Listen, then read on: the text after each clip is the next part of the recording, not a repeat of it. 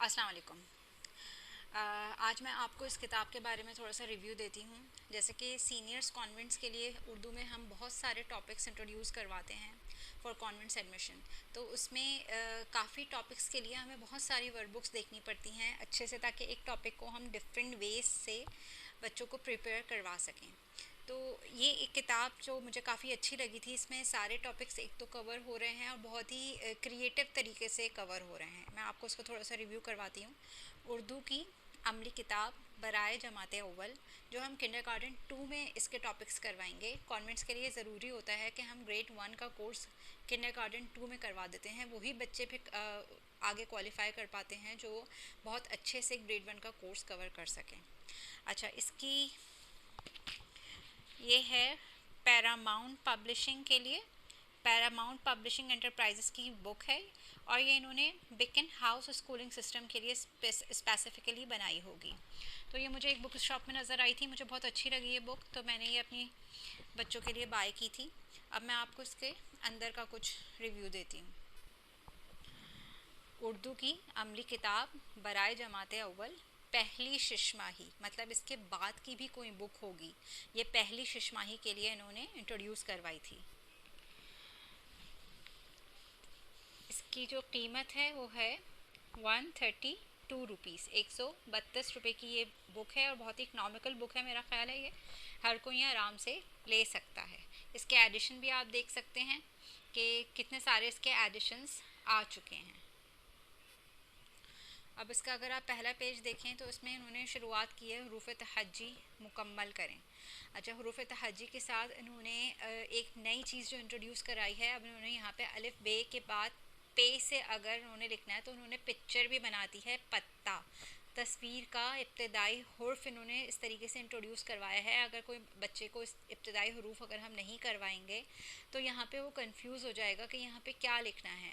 अब पत्ता बना हुआ है तो उसको ये आइडिया हो गया कि यहाँ पे हमें पे लिखना है। इसी तरह इन्होंने चे से चांद बनाया है, दाल से दरख्त, और सीन से सेब।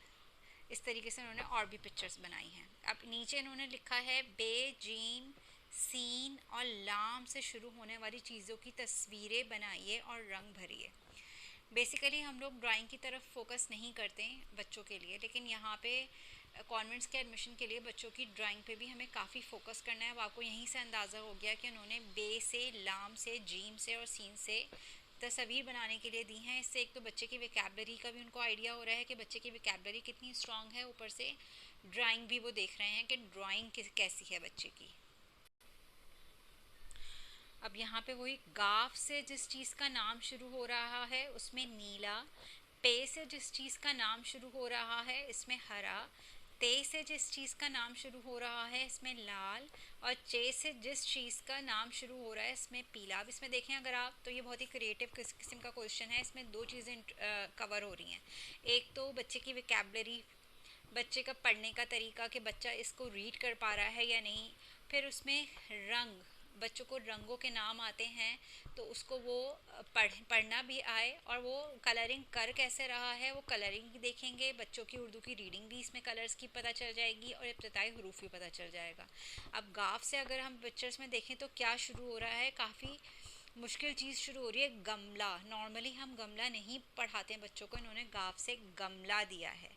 पे से इन्होंने पत्ता दिया है, वो तो नॉर्मली हम पढ़ा ही देते हैं। ते से तितली भी आ गई, और चे से चिड़िया। ये एक बहुत अच्छा सवाल है। इसको हम डिफरेंट विकैबलरी को यूज़ करते हुए इस टाइप के क्वेश्चंस को हम अलग तरीके से भी बच्चों को करा सकते हैं। इसके नीचे है तस्वीर के नाम के पहले दुरुस्त हुर्फ के गिर्द दायरा लगाइए।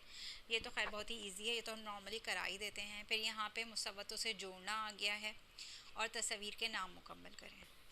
अच्छा, एक बहुत इंपॉर्टेंट टॉपिक होता है हम आवाज़ अल्फाज। अब यहाँ पे हम आवाज़ अल्फाज हैं, इसको दो तरीके से ये लोग करवा रहे हैं। एक तो हम आवाज़ अल्फाज पढ़ें, और जो हम आवाज़ अल्फाज हैं इंग्लिश में जिन्हें हम राइमिंग वर्ड्स कहते हैं उनके गिर्द दायरा बनाएं।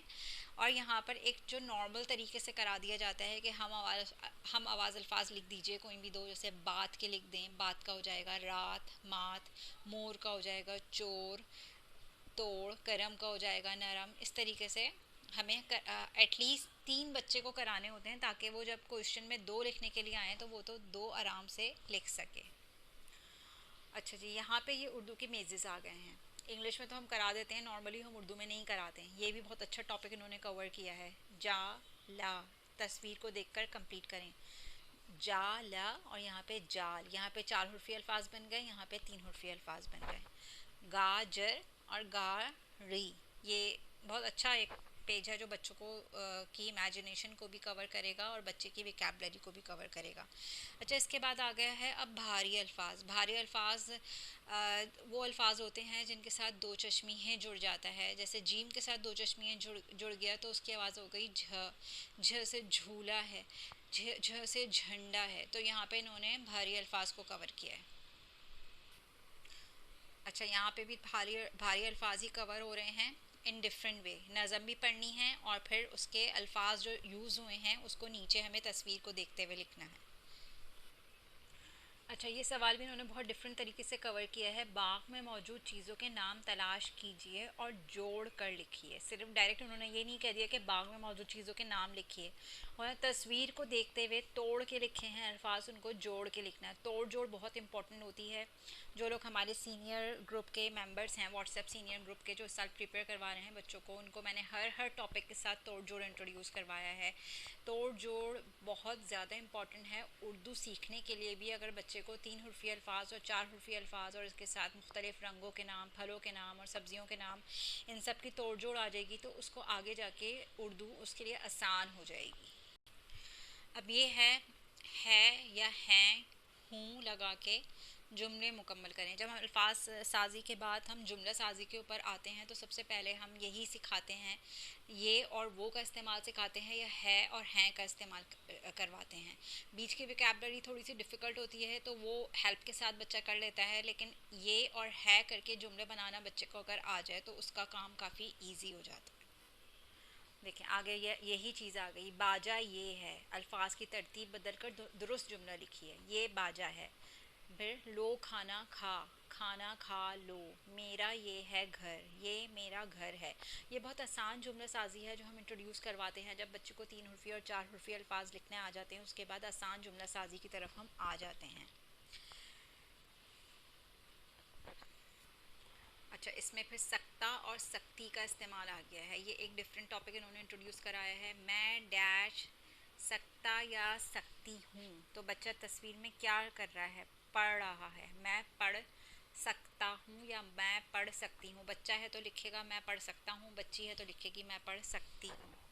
इसमें से डिफरेंट एक्शन वर्ड्स दिखा रहे हैं उर्दू में और बच्चे को वो लिखना है। ऑब्वियसली जब बच्चे को लिखना नहीं आएंगे मुख्तलिफ वर्ड्स तो वो इन फिल ब्लैंक्स को पूरा नहीं कर सकता।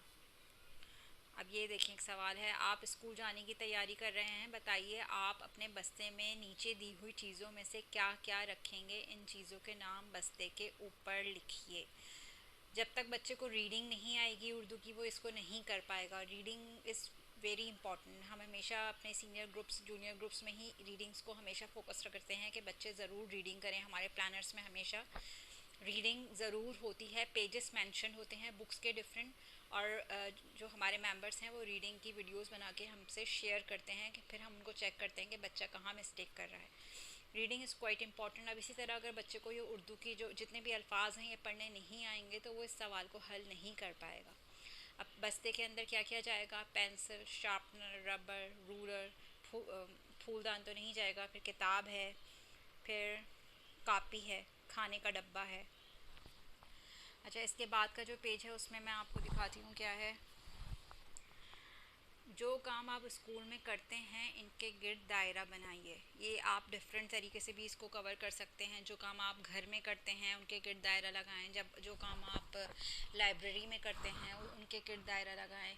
मतलब एक टॉपिक आपको मिलना चाहिए, आप उसको कितने तरीक़ों से कवर कर सकते हैं, ये अब आपकी क्रिएटिविटी है। बच्चे को जितना ज़्यादा आप क्रिएटिव काम करवाएंगे डिफरेंट तरीके से, वो आप आगे जाके आपके बच्चे के लिए आसान हो जाएगा। अच्छा, पिक्चर रीडिंग या पिक्चर डिस्क्रिप्शन बहुत इंपॉर्टेंट होती है। इसी तरह इन्होंने